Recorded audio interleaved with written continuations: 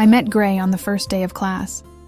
He was sitting at the back, focused on his notes, and it was clear he was smart. When he noticed I had nowhere to sit, he let me take the seat beside him. From that moment, we became friends.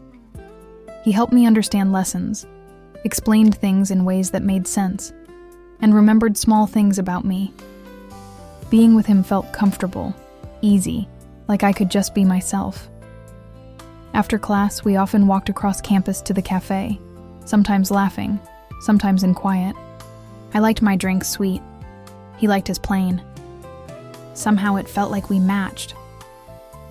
In the gym, he played basketball with his classmates while I pretended to focus on my notes, secretly watching him. I noticed everything about him, the way he moved, the way he thought, the way he learned things so quickly. He was smart, he was handsome, and he made my heart feel things I tried to hide.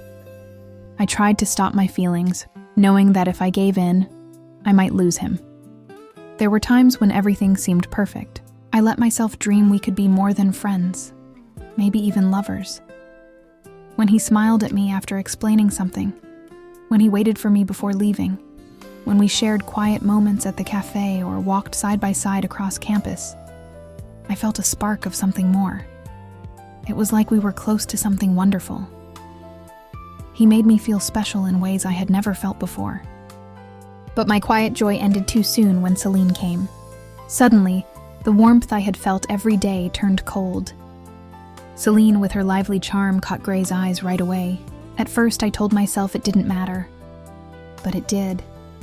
Everything began to change. Gray noticed her in class, offered her help, sat closer to her, laughed at her jokes. I watched from a distance, my chest twisting as he looked at her. My heart dropped. I knew I wasn't the only one who made him feel special. Then, heartaches came even more. Gray courted Celine quietly. He brought her coffee in the cafe, helped with schoolwork, walked her across the paths we used to share.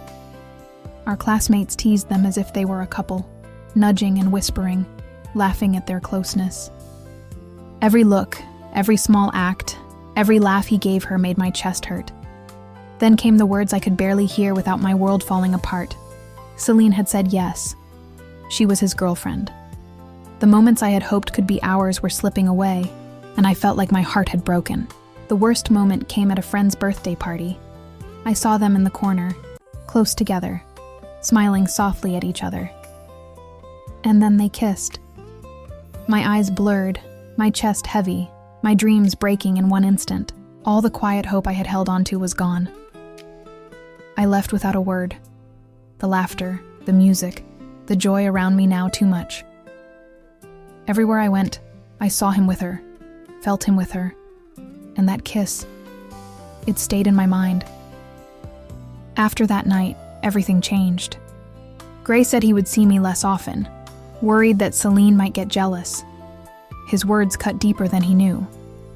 I nodded, forcing a smile, pretending I understood, while inside I felt my heart torn into pieces.